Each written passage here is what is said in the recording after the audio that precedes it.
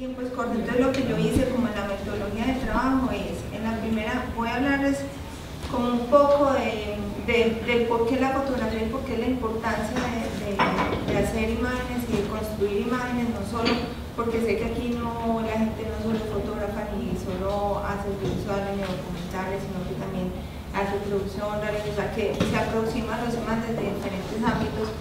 Entonces es como pensar como la importancia del valor de la imagen y sobre todo en este tema pues como tan de coger con pinzas pues de alguna manera.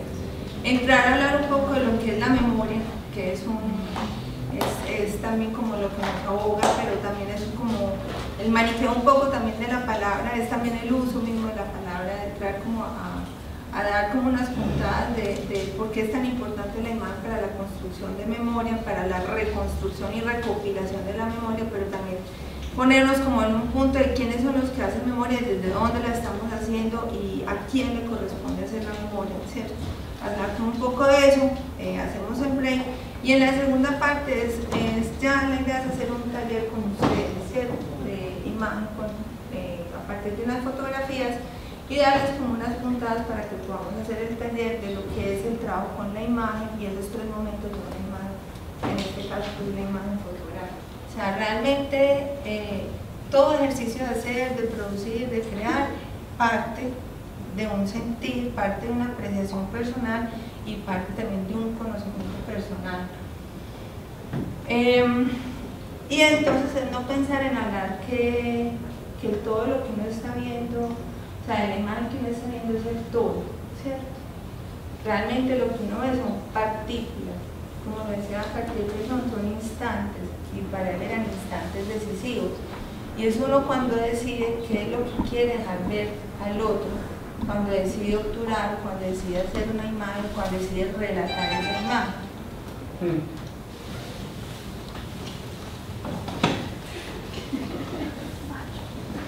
La fotografía cala en lo más profundo de nuestra conciencia. La fotografía marca un breve instante de la realidad. La imagen no puede engañar, dejaría de ser un relato documental para ser un dramatizado. Yo aquí tengo como dos observaciones. Primero es como que se paren desde el punto donde ustedes están contando, o sea, como que se paren en el punto de vista de dónde están contando. Si ustedes lo están contando desde un realizador dramatizado, si ustedes lo están contando desde un documentalista, si ustedes lo están contando desde el periodismo, o si lo están contando desde la información o comunicación, o simplemente como simples espectadores, ¿cierto?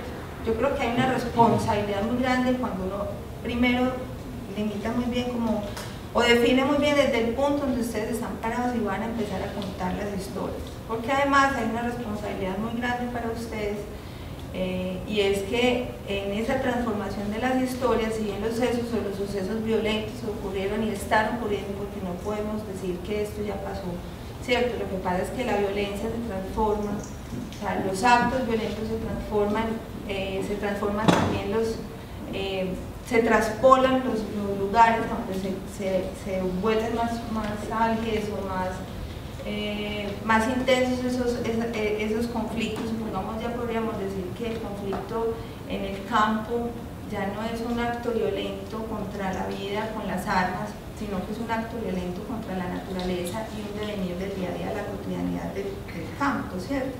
Porque si bien ya los actores armados no están ahí presentes del día a día, asesinando, haciendo las grandes masacres, haciendo los grandes desplazamientos que se dan hace 5, 6, 7 o no pongamos lo que han 3, 4 años.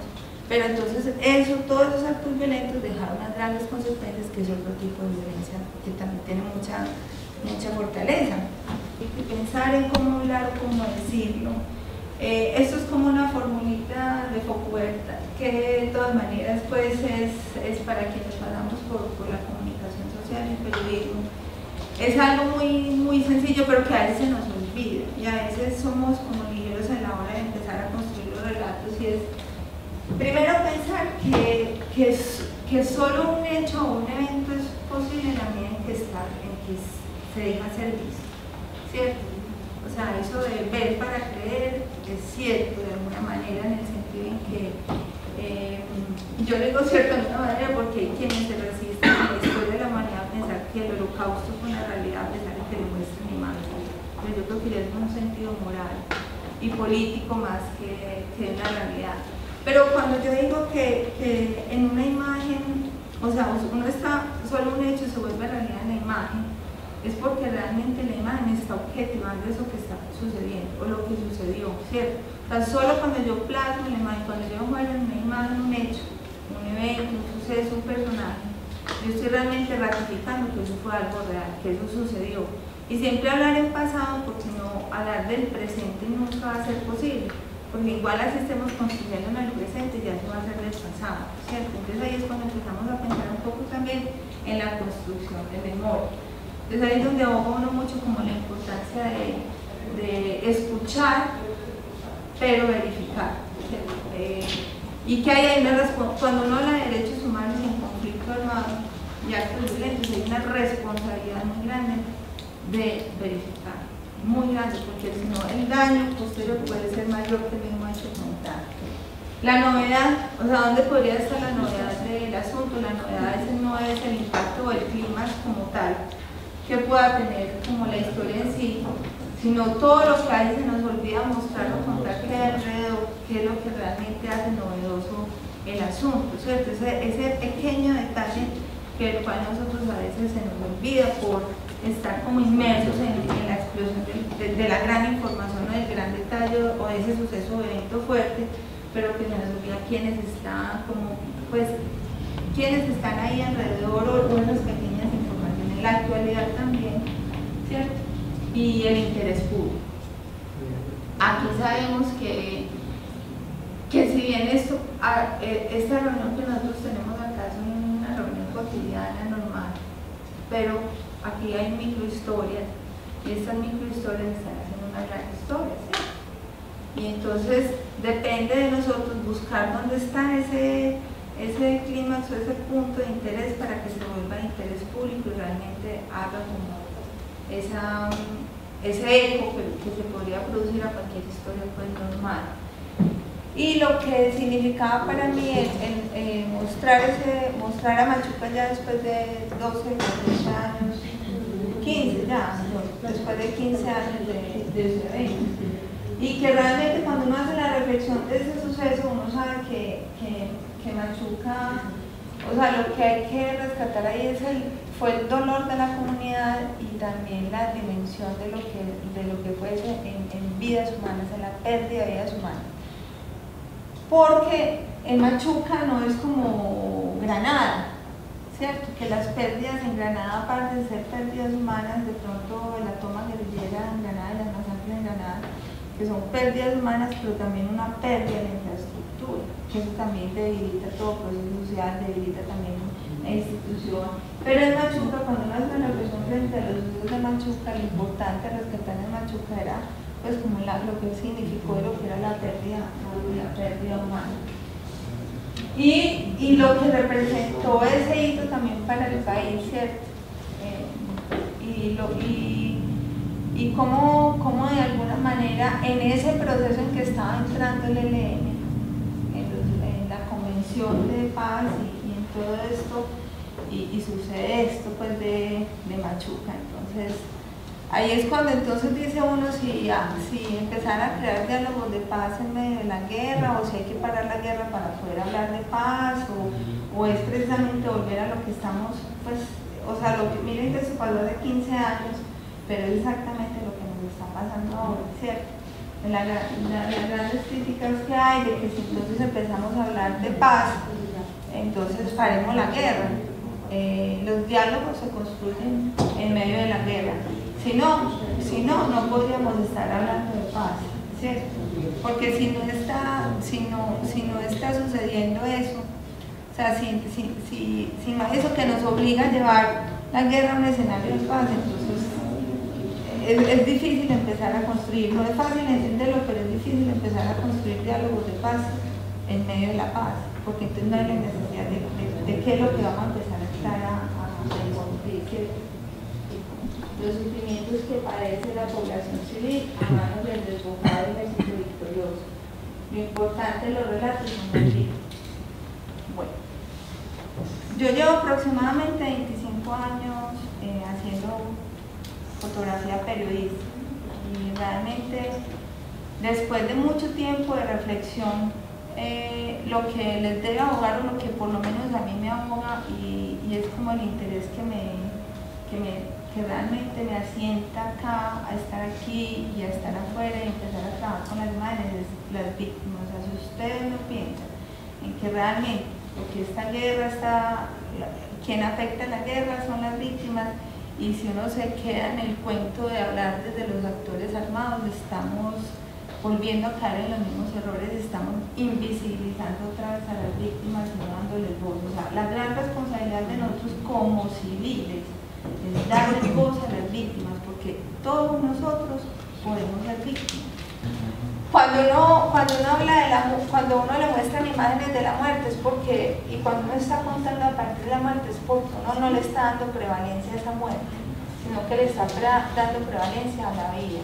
En que uno tiene que contar esas muertes, pero es porque hay unas vidas que aún existen, porque hay unas vidas alrededor de esa muerte que son importantes contarlas, ¿cierto? Entonces, si bien contar el suceso del evento del descenso de una vida es importante, no es quedarnos ahí, porque realmente lo que importa y lo que debe vibrar es lo que hay alrededor de eso. Entonces, todo hecho evidente de la muerte me demuestra que hay una vida detrás, entonces que no se me olvide eso. Y traje como estas dos diapositivas que van a ver, pues es que uno a veces, y nos meten a veces el dedo a la boca y nos dicen, no, es que es el conflicto y la violencia, y es como si fuera un tema de actualidad y como si fuera algo a la historia de los últimos 20 años de Colombia.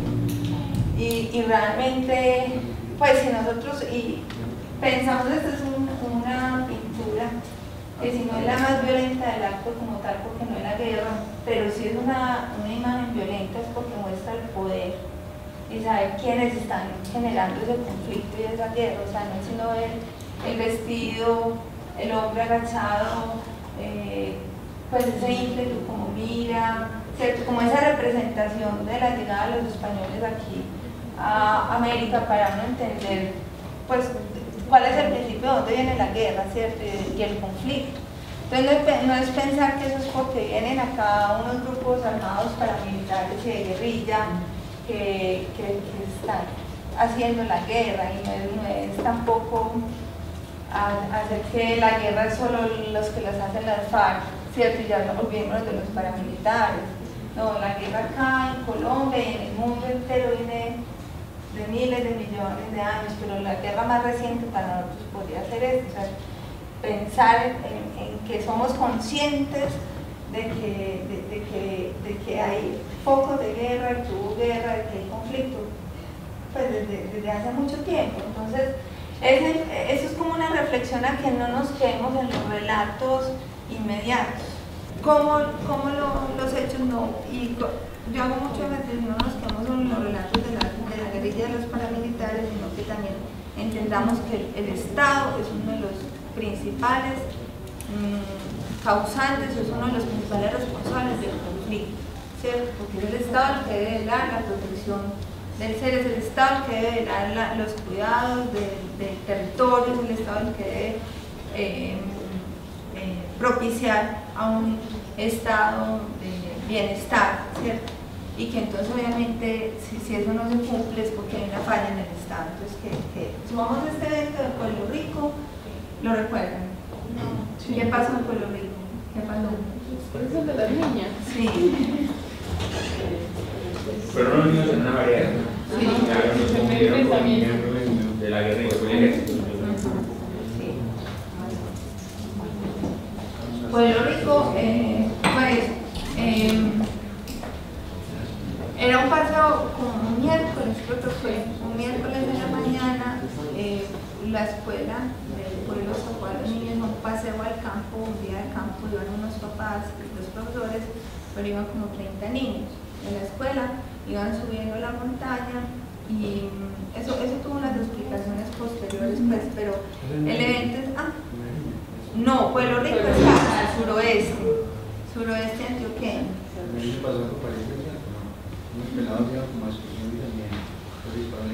Seguro. esos son los falsos positivos. Seguro que sí. Pero no, de esa sí no la tengo pues como clara. De pronto pues con la época, no fue muy reciente, porque yo realmente no estoy en medios 100% de lleno desde el 2008, entonces no te sabría decir.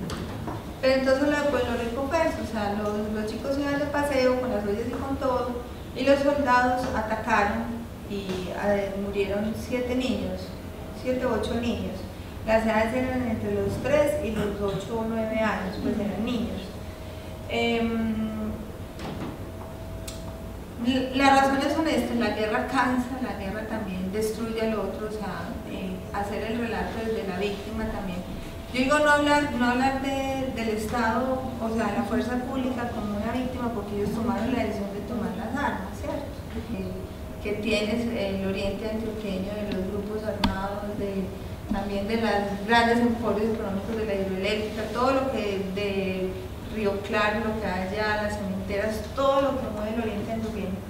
Pero San Carlos ha tenido pues una particularidad, inclusive ahora San Carlos está muy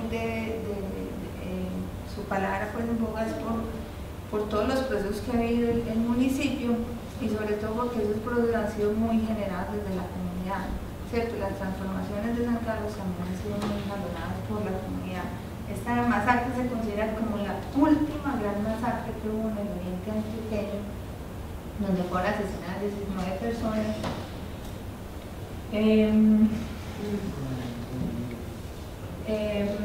De las cuales todas eran campesinos, líderes comunitarios, o sea, no fue una masacre como todas, de decir es que hay que matarlo porque no, fue una masacre indiscriminada, llegaron a las FARC, fueron asesinados, pues. ¿Eso por qué se hace? Porque es como se marca el territorio, es una forma de generar pues como también ese terror y ese horror.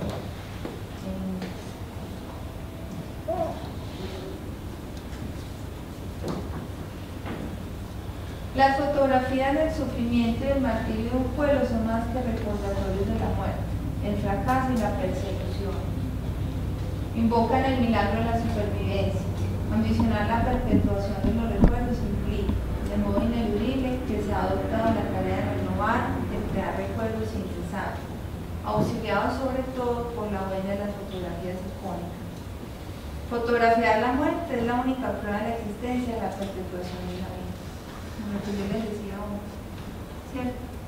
Y cuando uno habla como del icónico, esto es un breve relato, no es una historia, vamos a ver acá, pero es para reforzar un poco lo que yo les he dicho de la importancia del detalle, de no dejar la interpretación de los otros el todo, sino que ustedes también buscar como el detalle, lo que me va a llevar a contar como el meollo, o a llevar a contarme como dónde está ese clima, dónde está esa importancia para quien sufre o vive pues como la historia como tal.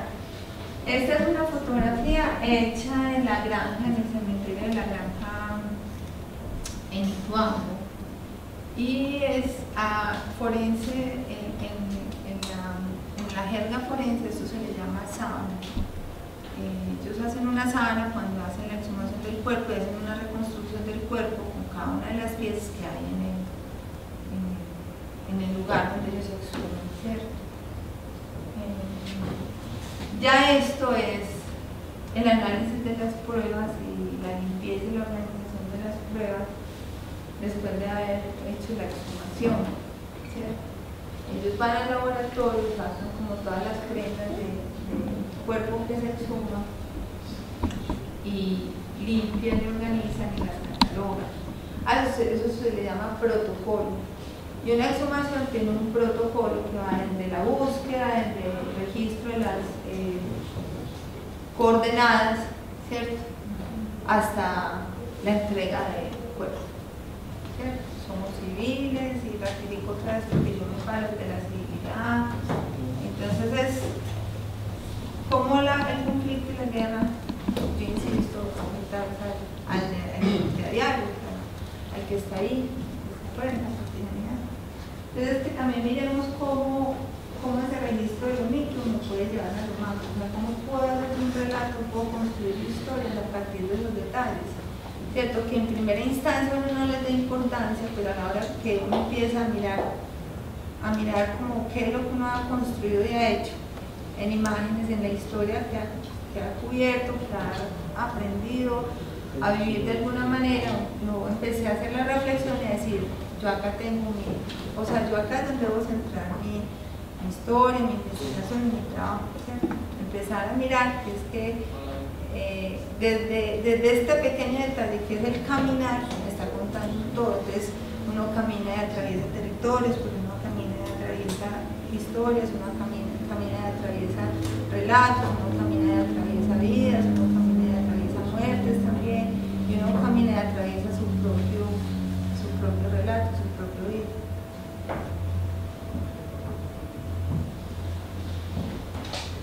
Esto es de Susan Sontag. Ella dice: el conocimiento determinado de fotografías se erige en nuestros sentidos del presente y del pasado inmediato. Las fotografías trazan las rutas de referencia y sirven de túnel para los cabos. ¿Sí? Y esto ratifica un poco lo que yo les digo: es si uno no está contando en imágenes, si uno no está mostrando en imágenes, hay muchas cosas que quedan a la libre interpretación de los otros. Cuando estamos hablando en prensa, cuando estamos hablando en documental, cuando estamos hablando en periodismo, cuando estamos hablando en relatos que hay que contar desde la verdad, desde el otro, ¿cierto? No desde la propia verdad de uno. El problema no es que la gente recuerde por medio de fotografías, sino que solo recuerde las fotografías. Y aquí es muy importante cuando empezamos a hacer ese juego entre imagen y texto, imagen y relato. O sea, y Sontag en alguna parte de este libro, ella dice que realmente una imagen cala más, una imagen, un instante, una imagen fija cala más que un video, pues, o varias imágenes en recorrido. Porque cuando inclusive uno empieza a hacer relatos, luego lo debe saber mucho, cuando uno empieza a relatar, uno relata es como de eso que le juega a uno la mente, como de ese instante que uno más le impactó, y a raíz de esa imagen uno empieza a construir, uno empieza a relatar y empieza a contar. Pero entonces aquí, y en la tarea de nosotros de empezar a hablar del conflicto y de contar a partir de los derechos humanos y de contar a partir del horror y de las atrocidades, entonces no podemos dejar de lado también esos relatos, esa palabra viva, ¿cierto? Ese voz a voz, que es lo que empieza a hacer la verdadera construcción de historia de memoria. Y entonces uno siempre, cuando habla de las obras, siempre la gente remite esa Bojayá, pues, y tiene como en la memoria Bojayá, pero también ha sido ese golpe duro que le han dado cuando él les habla ahora, que también al grupo, pues, que también a la infraestructura le han dado muy duro. Vigía ha sido eso, o sea, Vigía lo han arrasado cuantas veces han querido, y lo han destruido. Otro evento que inclusive yo creo que este hecho del asesinato de Gilberto Cherry y Guillermo Gaviria debería ser mucho más mencionado y debería ser más trabajado. O sea, yo creo que aquí si no nos debería dar miedo a pensar que es porque es desde la política, sino que o sea, se inmolaron los cuerpos, y si uno mira el contexto, y si uno mira cómo fueron los hechos, y si uno mira qué representaba cada uno, o sea, Gilberto era asesor de paz y Guillermo era el gobernador de Antioquia, ¿sí? O sea, y es lo que eso representa. Si bien son dos civiles con dos ejercicios de profesiones muy fuertes, y son líderes, ¿cierto?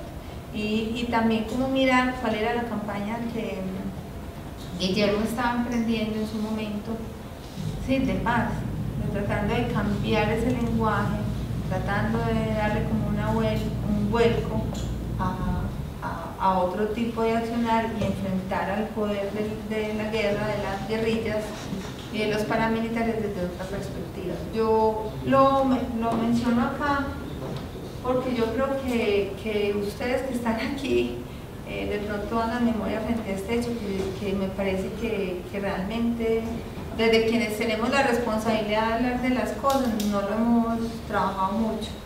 O sea, no se ha trabajado mucho. Yo creo que esto se quedó en el olvido. Pasamos la página, pasamos el capítulo, entonces quedó. Pero mi interés es, como esta pequeña etnografía, es que no nos olvidemos de los temas, porque es que están ahí, o sea, las cosas están ahí, ¿cierto? O sea, si el ejército no nos convoca a otro determinado, no hablamos de minas. Bueno, si eso no se mete dentro de la política de Estado, entonces no hablamos de minas, o si Naciones Unidas no habla del gran informe de San Carlos para poder decir que pudieron retornar, entonces no hablamos de minas, ¿cierto? Y las minas es una de las violencias más profundas, es una muerte, no es una muerte solo física, sino porque en las minas vos quedas lacerado, quedas mutilado, quedas destrozado, mitad de vida y se te destroza la vida. Uno solo puede hablar de memoria es a partir del dolor que siente. Y yo aquí sí me pongo un poco como en la posición de decir que cuando empezamos a construir memoria, yo creo que a veces lo construimos desde la visión errada, lo que es hacer la memoria. Porque la memoria, cuando hablamos desde el conflicto armado, desde la violencia, desde lo que ha causado estos ires y venires del conflicto armado, es muy difícil que ustedes, o que yo, o que Eulalia, o que Pacho, de que se hable de memoria,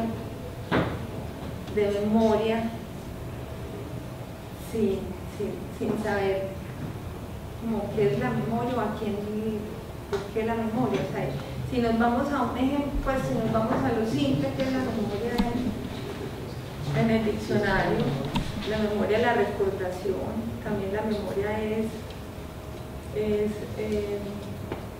la instantaneidad de imágenes que se te vienen a la mente o de los recuerdos que se te flashean cuando hay algo que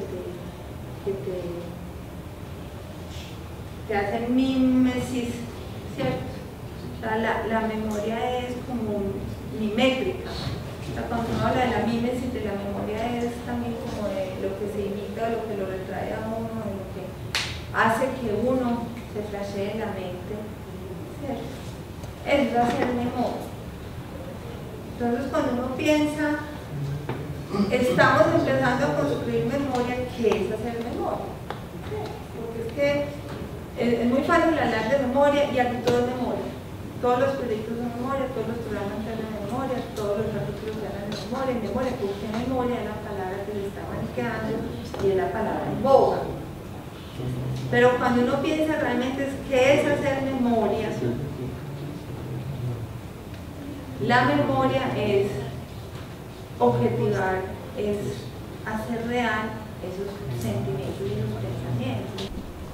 Que la memoria no es una pieza de museo. O sea, cuando pensamos en memoria en una pieza de museo, estamos politizando lo que es la memoria, ¿cierto? Entonces, y cuando la institución y desde la nación se habla de memoria, es también como tratando de limpiar un poco el manchón. O sea, hagamos un monumento para, inclusive, un ejemplo muy claro que ha sido una disputa civil y que de eso no se ha hablado, lo que significa la estructura de los niños, que está en el parque de Guanabara, en el parque de eso fue por decreto, una resolución que se dio en uno de los pagos que debe hacer la policía a esa comunidad afectada, o sea, las madres que sufrieron el evento de la muerte de sus hijos, es uno de los pagos, o sea, como de resarcir el hecho, hacer una escultura en memoria de sus hijos, ¿cierto? Pero si miramos ese lenguaje, ¿de dónde viene? Desde políticas estatales, desde la justicia, desde las leyes, pero no viene desde la civilidad, o sea, ¿cierto? Entonces, cuando empezamos a hablar de memoria y pensamos en ese museo, Yad Vashem, Museo del Yad Vashem en Jerusalén, de los judíos, pensamos en museos, estamos de alguna manera, pues si pensamos en la Casa de la Memoria, yo no digo que eso no hay que hacerlo, pero yo no digo que eso es la única. ni de la forma de solo construir memoria, ¿cierto? Porque entonces caemos en el error de dejar la memoria en responsabilidad del Estado, ¿cierto? La responsabilidad de hacer memoria es de todos. Espacio, lugar y el territorio. A Luis Melo, que él habla sobre el espacio y me parece que se aplica un poco como a esto de la imagen, y dice: el espacio vivido da cuenta de una experiencia concreta de los lugares, ¿cierto? Toda práctica humana comporta una dimensión imaginaria. El espacio en la vida deviene entonces a un espacio vivido que no es ajeno a las representaciones. Se insertan en la imagen para evidenciar a partir de ella la permanencia, la prueba, el contexto y su valor. El espacio de representación a partir de la imagen para mí tiene un gran valor, es porque, y sobre todo ustedes que están en la construcción de relatos e imágenes, es pensar en que la imagen no es solo esa construcción que ustedes hacen de ella o ese instante que ustedes ponen de ella, sino que todo lo que implica el mostrar algo plasmado en una imagen. Y entonces el mostrar y ese venir de verlo y de darlo al otro podría ser entonces como tres momentos que uno puede pensar de una imagen. Yo quiero trabajar a partir de esta imagen, es también porque hace parte del libro que publiqué el año pasado con la periodista Patricia Nieto, y ella hace una aproximación muy bella de las palabras a lo que yo quiero entrar en materia para el ejercicio que vamos a hacer. Entonces yo quiero leerlo y habla así: Granada, 3 de noviembre del 2000. Un ciclista y 2 cadáveres marcan los territorios internos de esta fotografía. El hombre de la bicicleta logra pedalear pese al pasmo que le ha producido la escena. No deja de mirar el cuerpo, ensangrentado en primer plano. Ya ha dejado metros atrás otro cuerpo del que apenas vemos la figura. La fotógrafa ha recorrido el mismo camino. Primero vio un cuerpo, lo detalló, pero no se detuvo. Luego, ante el segundo cuerpo, obedeció a su impulso de apearse, acercarse, obturar. 1, 2, 3, hasta que el ciclista entró en cuadro y ella balanceó la composición. Sí, balanceó el cuadro. Pese a la soledad de un domingo en la mañana, después de la masacre de 16 personas en Granada, pese al miedo a ser sorprendida por los paramilitares en retirada, pese al temblor de las piernas, al sudor bajando por la espalda, al pánico, ella obturó con agilidad y sin prisa. Entonces diré con José Gómez Islas que en realidad la única virtud que en principio podemos conceder, la fotógrafa es el don de la oportunidad, una rara habilidad intuitiva a la hora de afrontar el acontecimiento y la sagacidad para capturarlo con su objetivo. Habilidad que también se denomina conciencia de cazador. Entonces, como parte de esos 3 momentos a los que yo quisiera que trabajáramos un poco, y es que veamos pues que la imagen no es simplemente eso que se plasma, sino como todo ese diálogo que se puede construir con la imagen a partir de la percepción de que ese espacio donde se está representando, si bien no un todo, si un instante, un momento, o sea, un pellizco de esa realidad, es muy fuerte porque también nos está contando no solo la percepción de quien la está haciendo, sino que nos está enfrentando con la percepción del lector que la está viendo, ¿cierto? Entonces es también como cuando uno hace producción, reproducción, y la produce, y la muestra, y ya. Otra de las cosas que uno también piensa a la hora de hacer la imagen es que la imagen, si bien tiene un contexto, y que es como a lo que uno le pone todo el empeño, posteriormente esa imagen también tiene una forma, ¿cierto? De qué forma la voy a mostrar, la voy a dar a conocer al otro para que tenga el efecto o tenga como esa relación del diálogo entre lo que yo construí y lo que yo quiero dar a conocer. Esto uno de pronto lo hace muy cuidadosamente, es cuando está pensando en el tipo de tema que está trabajando, ¿cierto?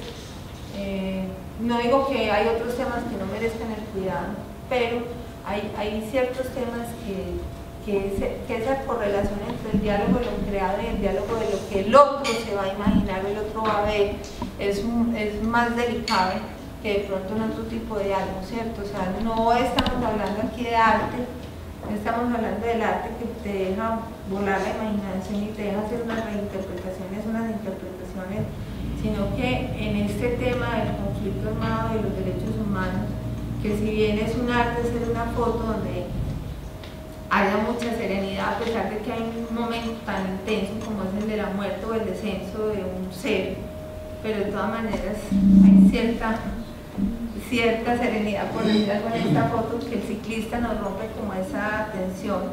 Entonces, sí hay que hablar con mucha claridad, con mucha o sea, ser muy directos, sin dejar que esa imagen que estamos construyendo en el tema que estamos hablando se deje libre albedrío de interpretaciones pues como muy fuera del contexto, porque entonces desvirtuamos la información, o sea, podemos caer en el riesgo de dejar que la construcción que estamos haciendo nosotros quede en manos de otros y se pierda esa intencionalidad del relato que nosotros estamos haciendo. Hablas de la teatralización y de la subjetividad, pues obviamente, ¿cierto?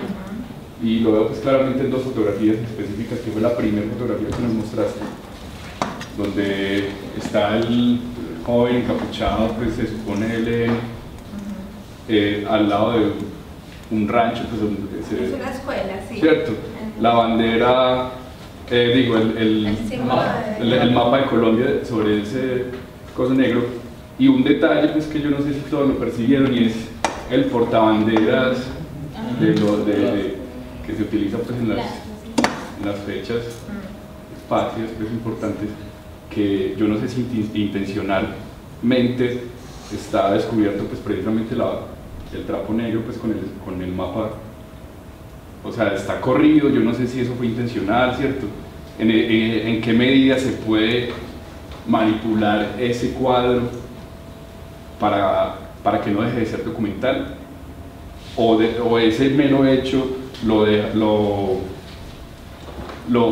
¿cómo se dice? Le quita valor documental.